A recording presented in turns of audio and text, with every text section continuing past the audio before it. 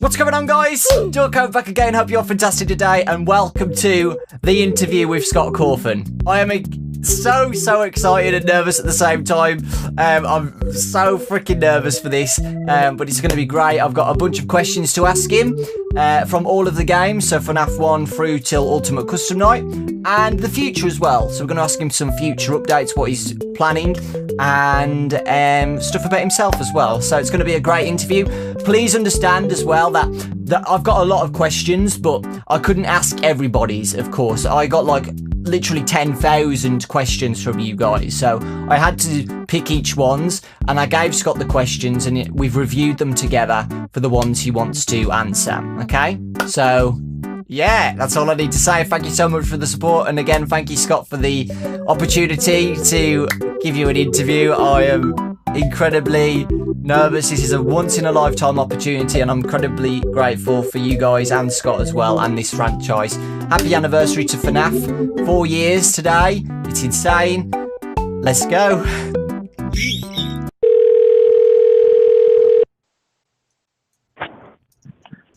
Hello? Hello.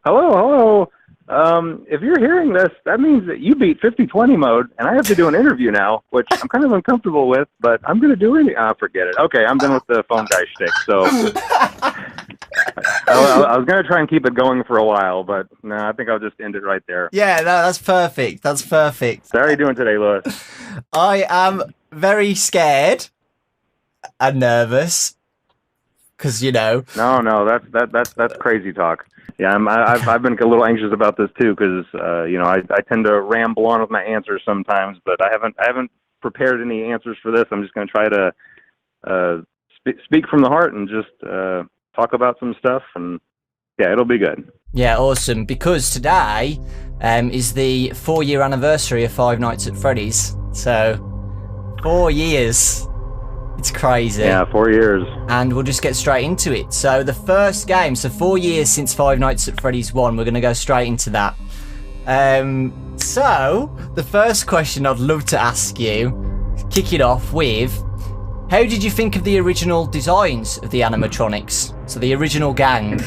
The main three characters, Freddy, Bonnie, and Chica, those designs just kind of, I didn't really plan ahead like what animals they should be. Those three just kind of seemed natural to me for some reason. Mm-hmm. The only one I really struggled with was trying to think of the fourth character, who would be on the separate little stage kind of by himself. Yeah. And I'm trying to remember all the options that I originally was kind of debating between. I mean, one of the contenders was a fox, obviously, which ended up winning. The other one was a wolf.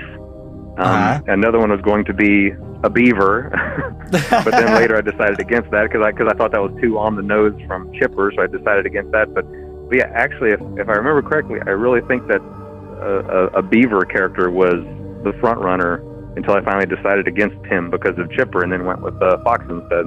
Yeah. So Freddy was always going to be the original leader instead of Chipper. Yeah. Freddy was always going to be the main character. He was the first character that I made. Mm-hmm. It just came naturally. I didn't have to plan him out. I just knew that he was going to be a bear with a top hat, holding a microphone. Yeah. He was always going to be the leader of the pack. The next question is, how did you come up with the game mechanics? So sitting alone in an office, not being able to move.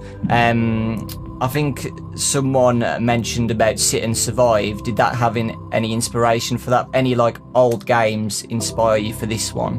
Well, I don't think it was Sit and Survive. Sit and Survive was just kind of all of these games. Well, then again, I guess it was my mindset at the time, because my mindset at the time was to make smaller games.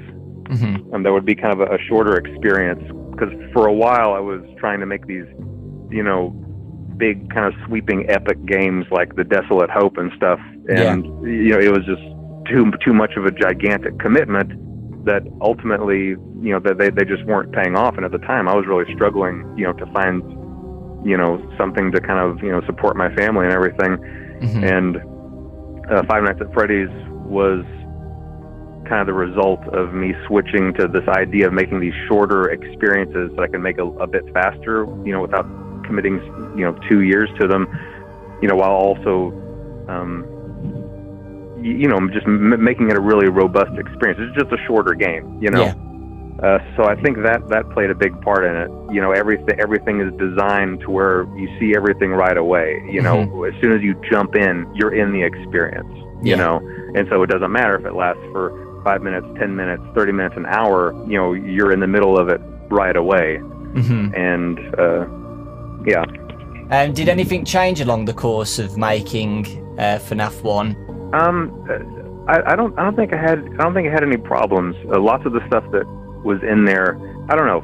Five Nights at Freddy's 1, I think just was a result of just all the right ingredients to be there. I threw a bunch of stuff in there, and then people would the people who test it would kind of give me, and I'm not my kids. I let some other people test it as well. But they would give me some advice. Like one person said, "Oh, I think you should leave out phone guy. I think that's too much exposition." And then, my mother jumped in and said, "Oh, I don't think you should have backstory about anybody getting killed. I don't think the game needs that." And then I think I've made a lot of good decisions about what to leave in, and what to take out. And it was just all the right ingredients. All the right ingredients were there. So yeah, I'm really happy with how it turned out. It really stood out from all of the indie games everybody was playing at that time. And that's definitely how it became successful. It just stood out from any other horror experience as well. So yeah, good job. Really good job. Speaking about that, about it exploding, did you think it was going to, get a huge reaction on the internet? No, of course not. I mean, but like I said, at the time, I was just trying to, make a bunch of little games to kind of, help support my family. And at the time, I think I was making, slot machine games and just, anything would bring in an extra, $40 or $50 a month, and just trying to accumulate all that stuff up. So no, whenever I mean, don't get me wrong, that wasn't just an afterthought of a game. I mean, I put a lot of, time and effort into Five Nights at Freddy's, obviously, but as far as, expecting it to explode, no, of course not. I remember whenever I released it, I didn't get it on Steam or anything. It was a website called Desera at the time, which was just more immediately welcoming of, anybody who wanted to post games. I think there are other sites that do that now. But, I was watching the download count on that, and I was watching it just kind of skyrocket. And, and eventually my wife would come over and she'd be like, let me look at the number.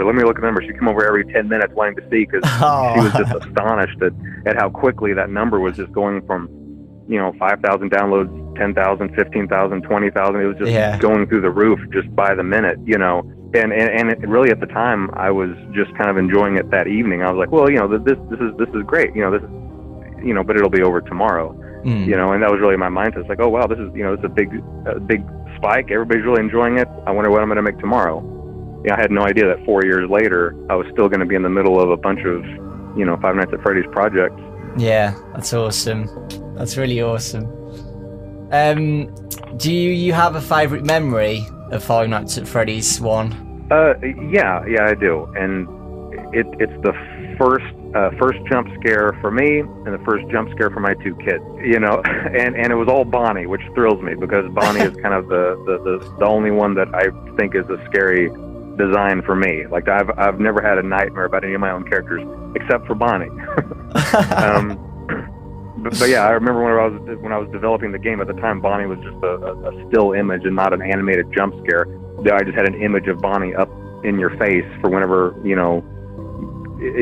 had reached you. Yeah. And that startled me. I was flipping through the panels and stuff, and I was intentionally I was testing out the AI. Yeah. I think I even had a little map showing me that there was a little red dot moving through the building. But even though I was expecting it, I put down the monitor and there was Bonnie looking at me, and it was upsetting. It was startling. Yeah. And now, now that doesn't really startle anybody anymore, but at the time, I don't know, it got me. And so then I was letting, after I'd animated, I was letting my two sons play it, and I was getting to watch the. I had a good seat behind both of them, so I was able to get a good view of them playing and what they were playing and everything. Mm-hmm. And I knew what was coming, and they had no idea. and the younger of the two, he got jump scared by Bonnie, and he just launched backward in his chair. Good times tormenting the children. I mean, you still do. You made them test Ultimate Custom Night as well. 4 years on. No, I'll tell you what. My two sons, Ian and Braden, they've been great. They've been great supporters. All these years, I couldn't have done any of this without those two. They've been just faithful beta testers for me. And whenever they were really little, I'd pay them through ice cream and stuff like that. But I made a big mistake this last time with Braden. Obviously I don't make them do this, so I tried to incentivize them.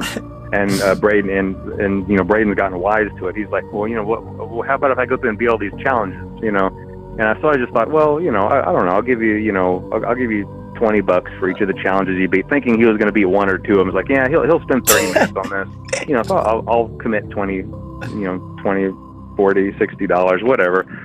He sat there and he did like a 12-hour marathon on that game. He was playing it nonstop. He was raging so hard in there, and he completed every single one of those challenges except for like the last one, I think.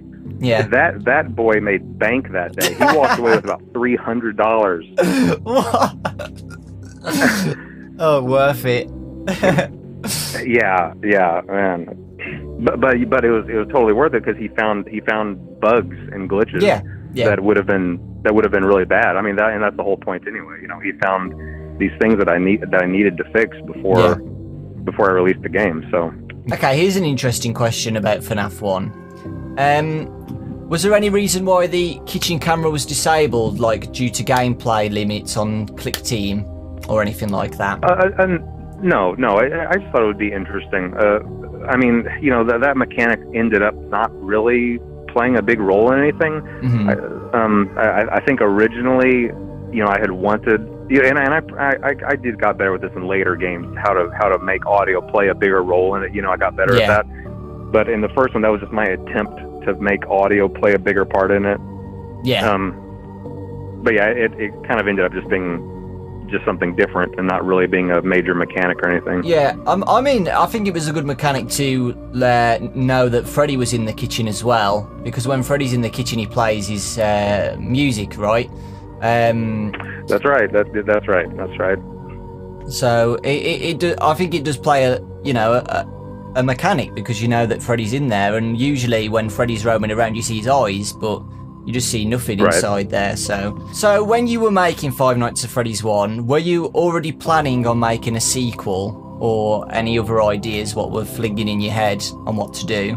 I definitely left a lot of things open-ended, in case I wanted to expand upon them later. I mean, obviously, like I did not have the entire story planned out, as I know there's much debate about that on the subreddit. Like, he's some kind of mad genius that had 7 games planned out from the beginning.